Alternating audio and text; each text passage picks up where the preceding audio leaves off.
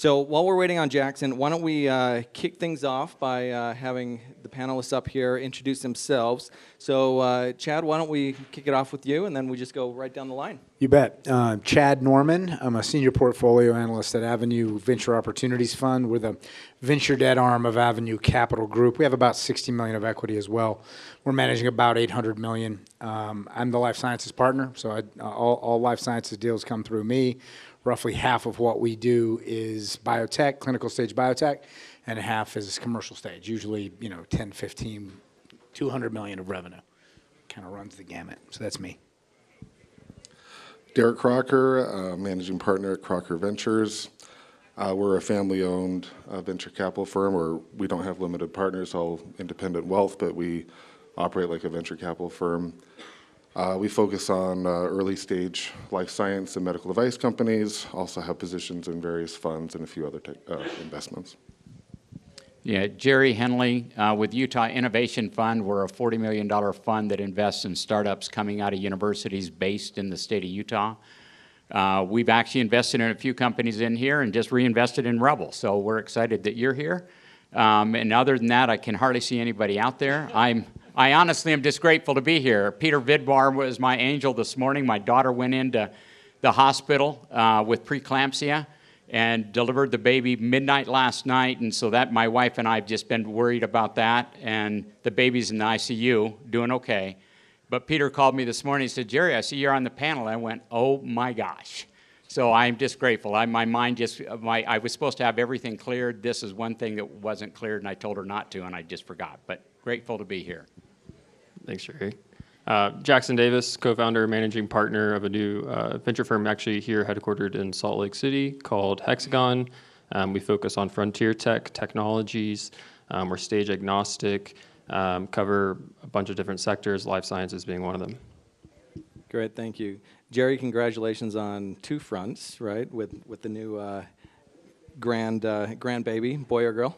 A little girl, and matter of fact, we've got two adopted kids that each had babies in the last 3 days, both of them in the ICU, both doing okay at American Fork Hospital, number 12 and 13 for me, so thank you. Congratulations. And then also another congratulations up on the slide that Kelvin showed. You guys received another 10 million in funding. Is that right? We did, and that's, so I normally say 30 million, but we're at 40 million now. Great. That's great to see. So kicking things off, let's do rapid pace, just 2 words on what comes to mind when you think of the life sciences community here in Utah. Chad? Growing up. Underinvested potential. Super opportunity. Endless frontier. Great, love it. As I was thinking about it, my words were vibrant and thriving, right? And so if you look at all the other life science hubs throughout the country, you have Boston, you have San Francisco, San Diego, Seattle. A lot of those just are geared toward either one or two life science areas. But if you look here truly in Utah, we have everything. We have med tech, we have therapeutics, we have LST and DX. And so it really is a growing up economy. And so coming off of that, Jackson, maybe since you said that it was a new frontier. Endless. Endless frontier. So as you think about that, what are the biggest opportunities that you see for life science companies here in Utah now, and then also going forward, looking forward the next 5 years or so? Yeah, thanks for that question. I was actually doing a little of my homework over the last few weeks to catch up. I live in Bozeman, Montana. I spent a lot of time here in Utah, originally from the southeast. Similar circumstances to kind of trying to build an ecosystem down in Tennessee as to trying to build something in Utah. Something I learned is the life science sector here plays a large part in the economy. Similar to the Tennessee, I mean, down there, if you create one job, you create 17 affiliate jobs surrounding that. Obviously, these are high-paying jobs. There's a great STEM pipeline here in Utah. As I think about kind of what are the competitive advantages, I think not just as a company to be thinking about this, but also as like a ecosystem. It's kind of like sports, playing off a little bit of the theme we've got going here, right? It's like you need to be fast, right? You need to be strong, right? And then you have size. So like put differently, like how does speed, how does scale, and right, how does excellence play into your favor? And then primarily, like how does teamwork, right? And so I think with Utah becoming more business friendly, through the various trade organizations that exist here, some initiatives coming out of the governor's office, that needs to just continue to be ramped towards 10. We were on calls yesterday with companies that are going to launch tens of thousands of jobs across frontier tech, some that directly intersect in the life sciences space. That's a full court press. That's not just a capital program. That's a policy program. And then when I think about specifically like where does Utah compare to the other major hubs and like what are we doing well? I do think it's intersectionality. I think where life sciences is going, we're now asking questions, not just what can we do for patients, which is an incredible application of life sciences, but like how can biology answer other questions that historically we just took a chemistry first approach or a physics based approach or brought photonics in. And now you're starting to see some of these disciplines converge. And I think that's what gets me really excited about Utah. Great. And this isn't a prepared question, but Jerry, I'll put you on the spot here. Since the inception of the Utah Innovation Fund, how has your investment changed, or I guess how have you seen the sea of change over the last couple of years? For us, even though we like to keep a very balanced portfolio, we have found that we love the med science world. 7 of our 13 investments have already been in that world, and one of them, our re-up, has been in that world. So for us, it's a very, very vibrant part, and part of it is the University of Utah, and we think that when BYU gets its medical school, we're going to even see more of that bringing into Utah. And that makes us very, very excited. Even though the tail is a lot longer on that investment, you have to really plan, and that's why we have to make sure that we're investing in the right team. And even though that team is small, we have to look at who do they surround themselves with. And for us, we think that it's such an untapped market in Utah that we know that I used to go up to Boise all the time when I was at Sorensen Capital because we saw it as an untapped market. Now you look at how many private equity and VC groups are up there because that market just is going to blow up. I think this world, the bio world in Utah, is just going to explode. And for us that are in that front end of it, will benefit hugely. Great, love it. So, Derek, this is geared towards you. Just being based here in Salt Lake, right? How are you prioritizing the global opportunities that you see versus the local Utah companies? And then, are you giving preference to them? Yeah, we give some preference. I mean, obviously we're open to all good opportunities, but over the decades, the Utah life sciences and medical device community has done a lot for us. So there is some sentimental desire to give back, but also, to Jerry's point, we just feel like there's great opportunity and untapped opportunity here. The resources of the universities, the resources of people and organizations that have been successful are abundant, and we feel like the investment has not yet matched that incredible amount of human, intellectual, and resource abundance. And so it's just a great opportunity to be an investor here. And Jackson? Yeah, I think that, Derek, that's awesome. I wanted to kind of layer in here as our firm being based in Utah, thought this might be also a helpful perspective that kind of ties some of these questions together. For us, we also think about Utah as a double-edged sword, though, right? It's like it's more cost-effective to do business here, right? There's readable talent prepared. It's a great labor market. Compared to like doing business on the coast, right?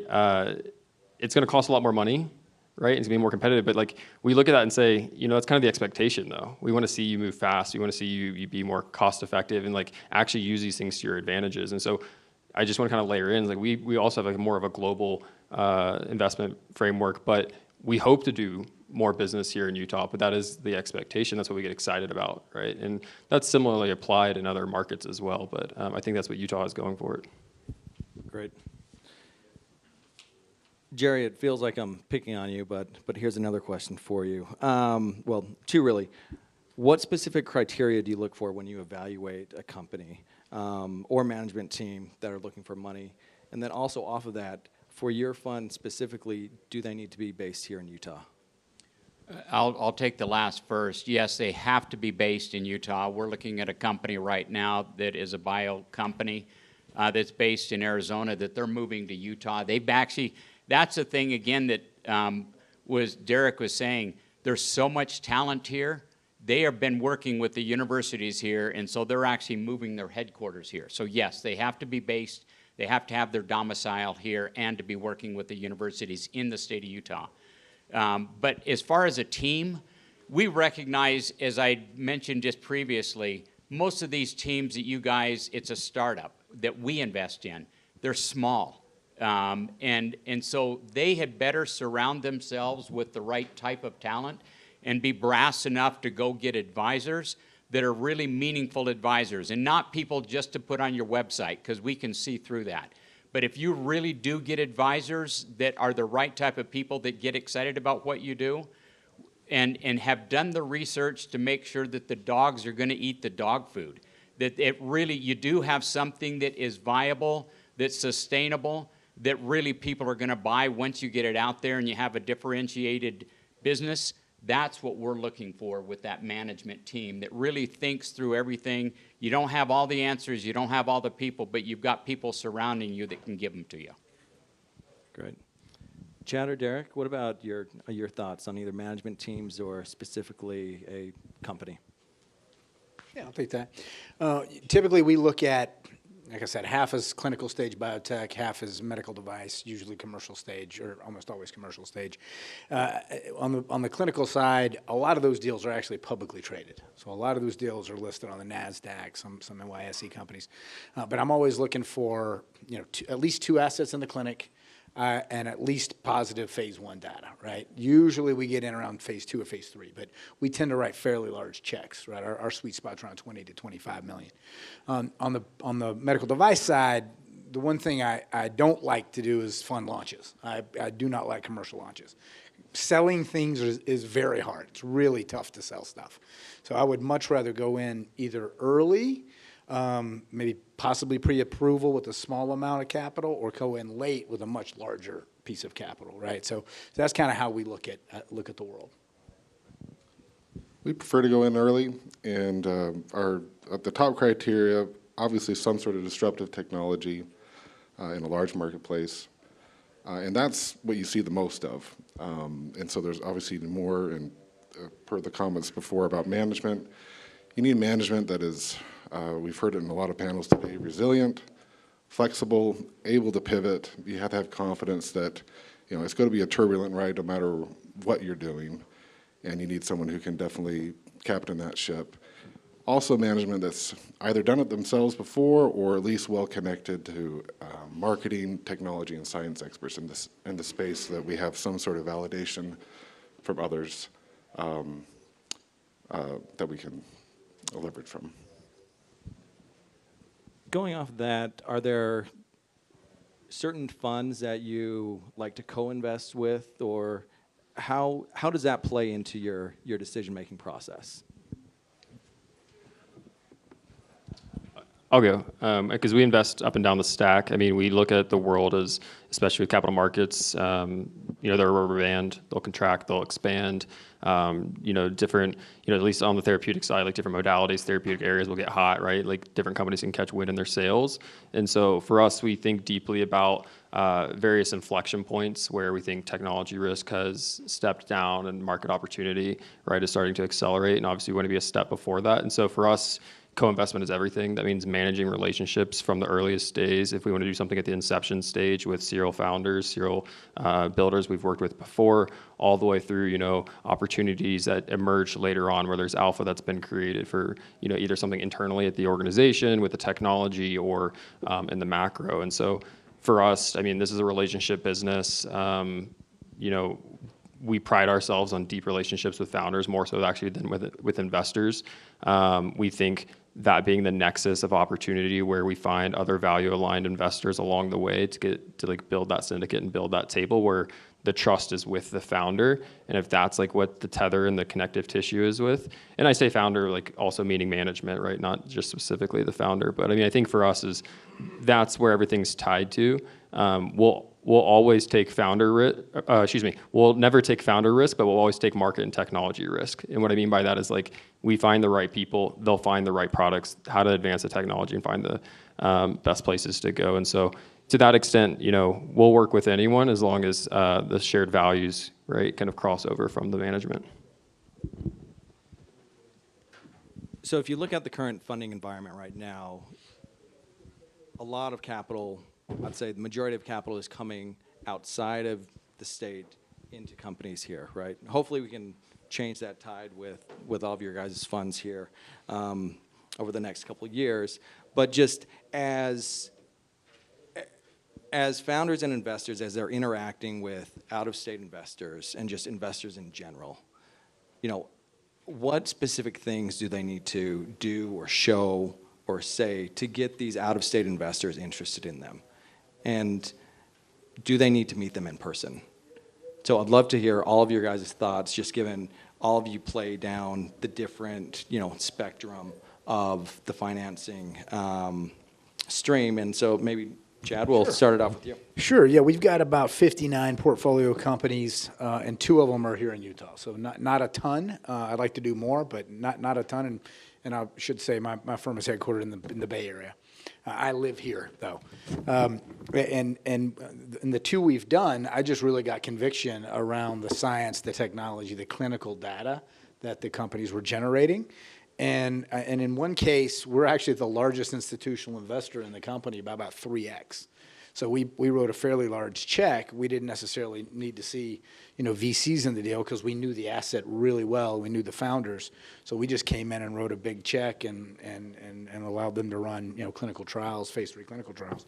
So, you know, I tell you, as long as you've got a good, solid product and a good management team, you're going to attract capital. I don't think it's, you know, again, I would much rather do a deal in Utah than fly back to the Bay Area because I can just drive down the hill from Park City, right? That's my goal. I would say, I mean, some of these things have been said in panels, in other panels today, but an introduction is what you need the most. It doesn't have to come from other investors. It can come from science leaders or technology leaders. And I have found that often they're more willing to hear you and hear about your technology and maybe make an introduction to people that they've, you know, business leaders that they've worked with before. I like the idea of approaching analysts first. And those are the kind of people that I think can give you good introductions to out-of-state funds. And for us, usually we're the very first money in because we'll do a safe, and they're early enough that most other people aren't even looking at them. So we're very excited to co-invest with smart money and smart people, and that's why we've co-invested, you know, with your fund, because they do provide more asset and more real experience than even what we have, even though my background has spent almost 25 years in this world. We are spread so thin that we can't do a lot. So we want other investors to come in, and we make a lot of those introductions for them. Yeah, I think what would be helpful is if you're a company trying to raise based in Utah, you want to access capital outside the state, outside the region, from the coast or maybe even beyond, and that could be venture, it could be patient capital, it could be corporate, whatever it is. I mean, I think, you know, a lot of the deals trade these days at times based on FOMO and, you know, kind of some of these other noise metrics out there. I mean, the best investors know how to sift through that, but that's a lot of the headlines you see. I think it's important to leverage your strengths of what you have, know how to access closed doors. And what I mean by that is, like, what I particularly look for is, like, if you have a proprietary data feed that no one else can get, maybe it's because of a a relationship with a health system or a particular physician, right? And so, something to that extent that it doesn't matter if you're on the coast, that just doesn't exist anywhere but here. Leverage that, amplify that. Obviously, watch your blind sides, but I mean, that's what we look for. And I think that's the same thing that a lot of the coastal investors we look for as well, is like, tell your story, lean into that, and move quickly. Great, thank you.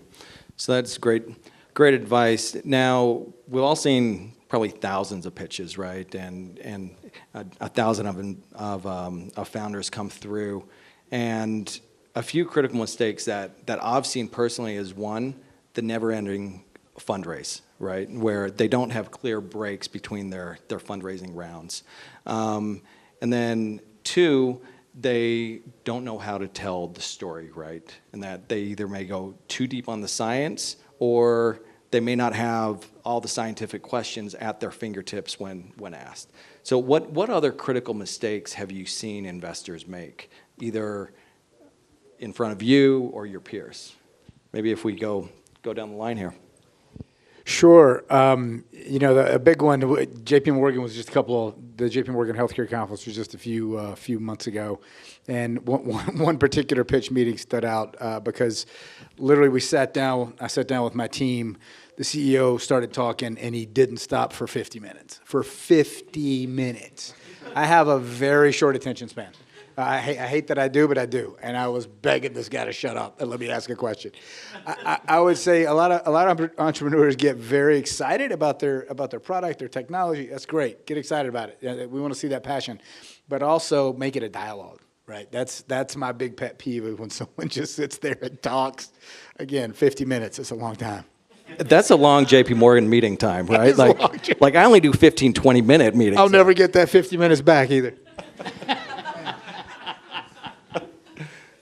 Derek? I would say some seem to lack or undervalue capital and the risk that's involved.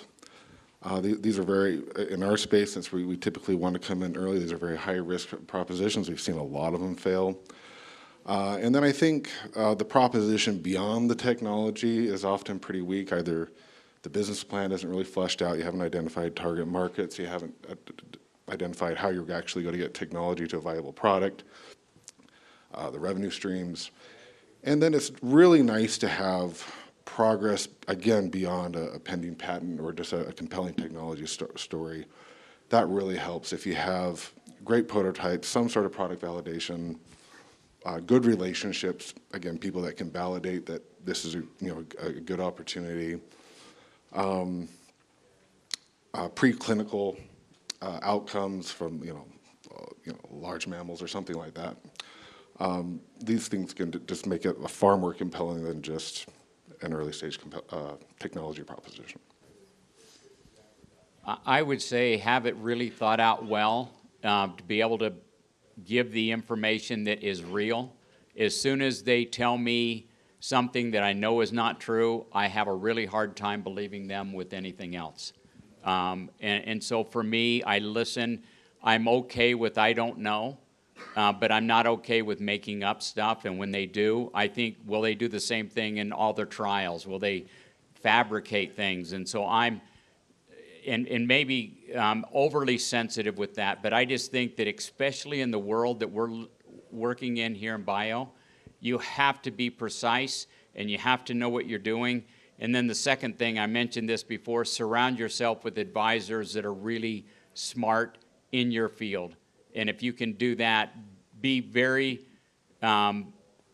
forward with those people you think can bring some advantage to your company and get them to believe in it. If they can believe in it, then it helps us believe in it even more. A lot of thoughts, but I'll try to keep them concise. One, don't build your business for investors. There's a lot of ways to finance your business. Build for your customers and build for the patients particularly. That's going to get me excited and show me your traction towards that. Second, it kind of talks about accessing closed doors. People talk about warm intros. Get back channels. If you want to get an investor's attention, find a back channel. That's how you're going to get a deal done. That's how you'll progress it through their pipeline.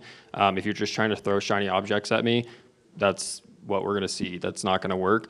And either be fundraising or don't be fundraising. Build a business or fundraise. It's a full-time job to fundraise. Pick what you're doing, throttle your narrative around that. And then the last thing is it relates to how you're telling your business model pitch and your go-to-market. If you're relying on incumbents and you say, yeah, in this many years, we're going to have a licensing deal with this pharma, you and everybody else. So, yeah, just be thoughtful about that.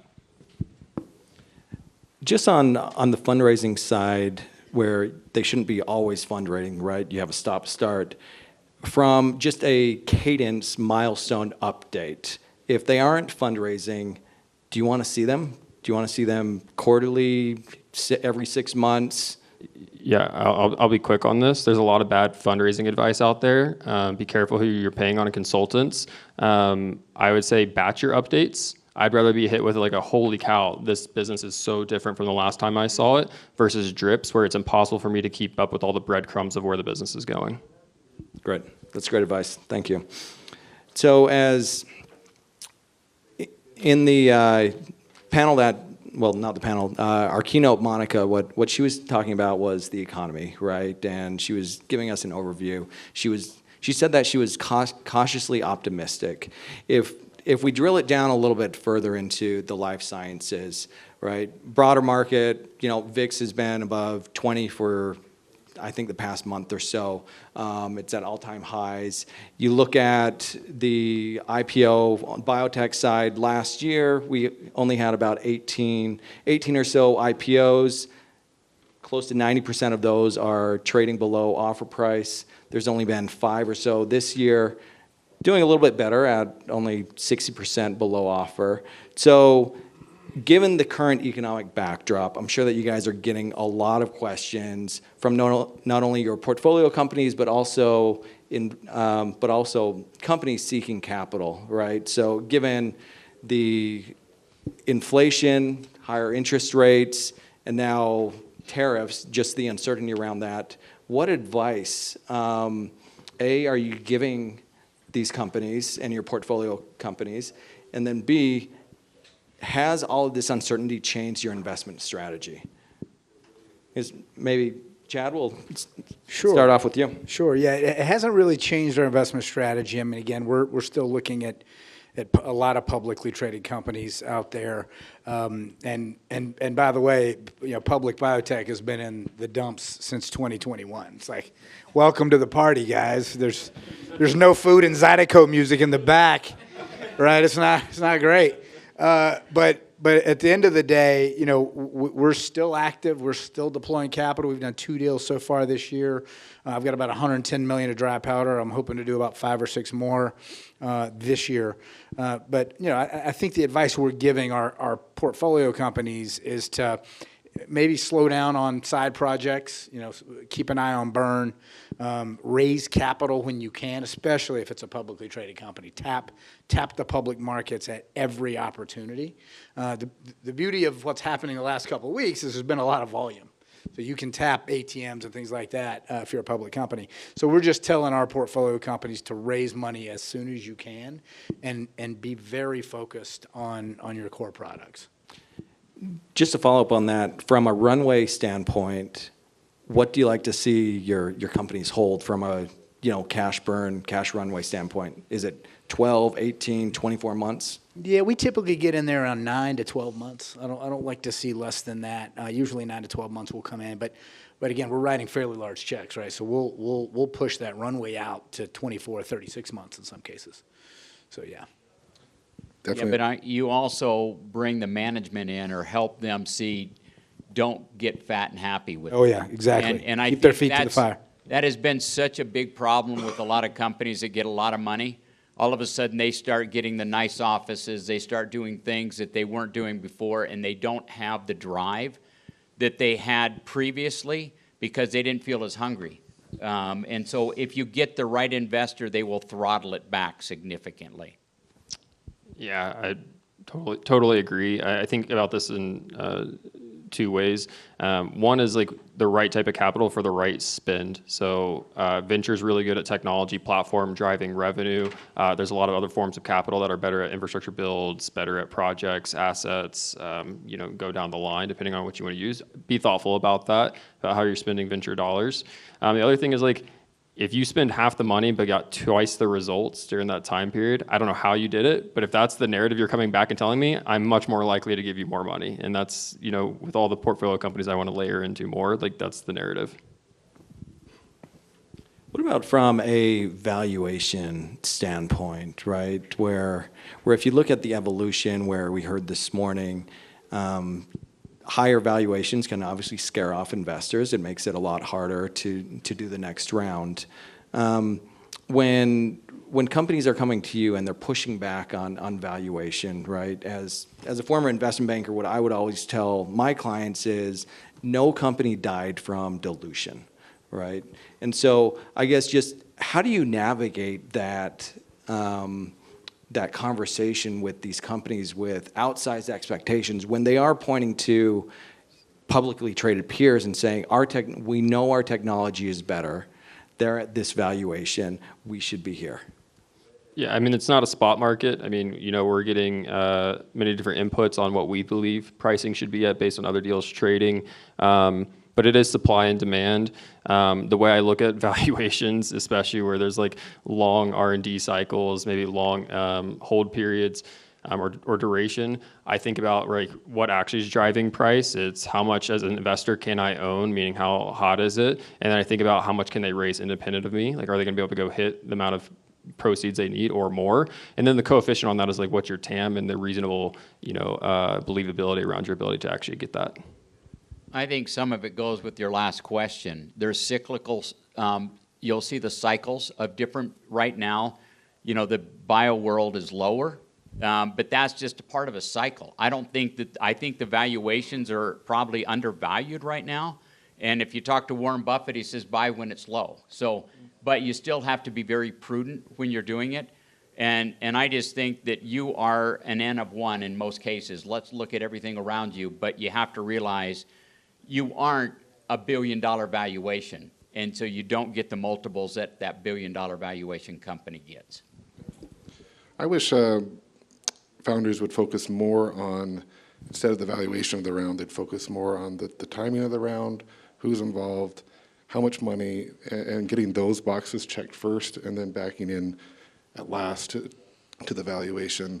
I also really appreciated some of the comments in earlier panels today, being respectful and honest with, if you do have seed capital or pre-seed capital, being fair with those investors as well, because it can create hard feelings, problems, and it can really disrupt your more important rounds downstream. Yeah, and I'll just add, at least as far as we're concerned, I'm pushing. There's a real tale of two cities on private and public deals, right? It just seems like the private markets still haven't caught up to the reality of where sentiment is with biotech, and I'm seeing some really attractive entry points. So like I said, we're very active. I'm telling my team, now's when you make your money, right? It's not when everything's frothy and overvalued. It's when no one wants to touch any of this stuff. Right, that's when you make your money. So, again, I think it's a good time to be deploying capital. And as we think about just how management teams are building their company, right? And then again, this is off script, so I apologize to the panelists. Platform play or asset play? Let's go down the line here. Yeah, I'll always go for a platform play. I love platforms. I've invested in platforms my whole life, especially if there's a lot of IP around that platform and you can spin out multiple assets. I'll take the platform every day of the week. It's really nice to have a situation where you have multiple shots on goal, and if something goes wrong, there's something else that could go right. I mean, that really helps the risk profile a lot. For us, we invest early enough. A lot of times you can see a possibility of a platform, but we use our imagination to get there. We also invest in life sciences outside of therapeutics and devices and diagnostics. So how that gets phase gated and how you pick products outside of on top of platforms, right? Someone from Ginkgo was up here earlier, right? That's a good example of platform and product dilemmas. I think about risk dispersion. I mean, this is the way the investors think about it. It's like, do they want to, are they building a portfolio of assets? Are they building, are they earlier up the risk curve? And so for them, like their risk gets dispersed in platforms. I think at the end of the day, it's like, what's going to drive value for the business is getting a product to market. And so if you can sell the platform, great. As we know, as you go further down, that gets discounted by later stage investors based on how they build their portfolios. But I mean, I'll take either depending on how you're telling the story and how fast you're moving. Great, thank you. So we have about 10 minutes left. I have a couple questions left, but why don't we open it up to the audience to see if there are any questions.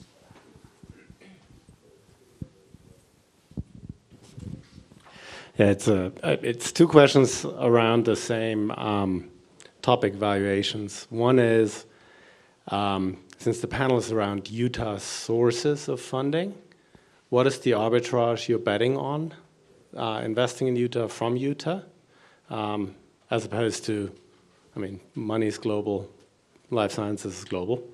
And is it a discussion around valuations or around control that oftentimes in private company settings makes it hard to like find that balance? Sorry for two questions, but I think both of them might be interesting for the audience.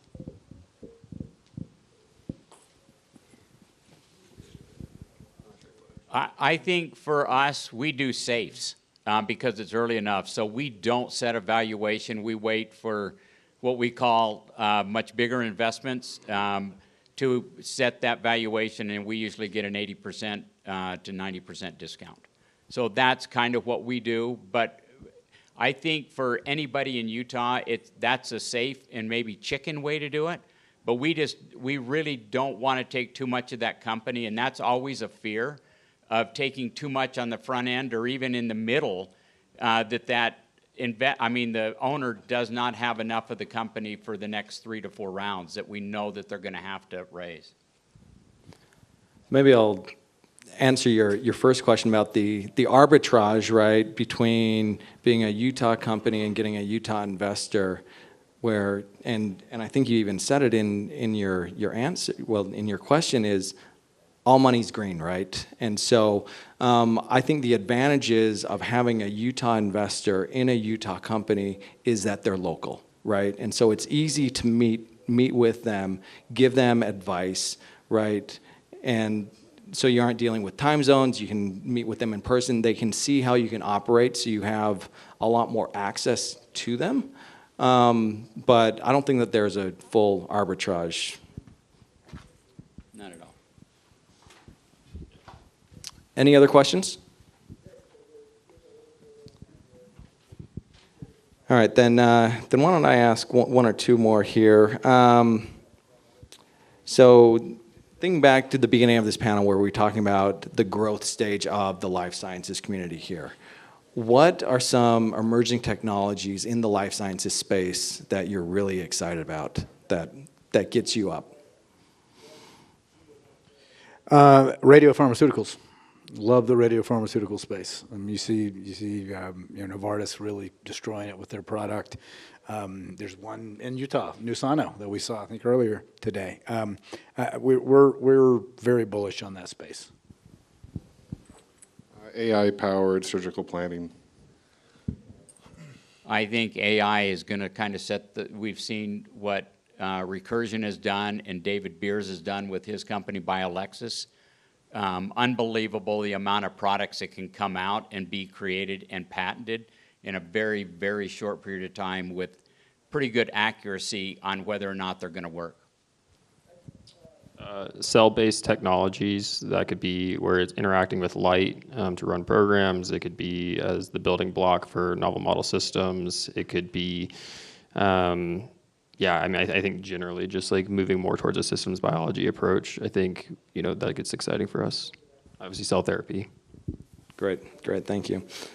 Why don't we do one last question here, and then we'll let everyone have a break. If you could give only one piece of advice to an entrepreneur or founder seeking investment, what would that be? Why don't we do reverse order? We'll start with Jackson here. what advice I'd give. Correct. Yeah. Play the long game.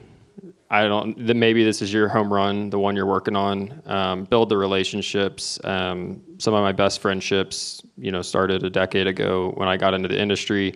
So just play the long game. Don't make it a hobby, make it something that is real. We won't invest in people that are just doing it as a hobby and have a place to fall into, because they won't give everything to it. You think you're best when you're in the fetal position. Yeah, along those lines, and playing the long game, just approaching investors at the right time in the right circumstances, and that involves just being honest with yourself and also really knowing who you're going to. Yeah, and I'll say just be very, very conservative in your projections, right? I've done probably 200 companies in 24 years. 2 of them have hit their projections, literally. So I would just say be very, very conservative, and I'll believe you. I love that comment. Great advice, and certainly want to thank all of our panelists for being here and everyone in attendance. Thank you.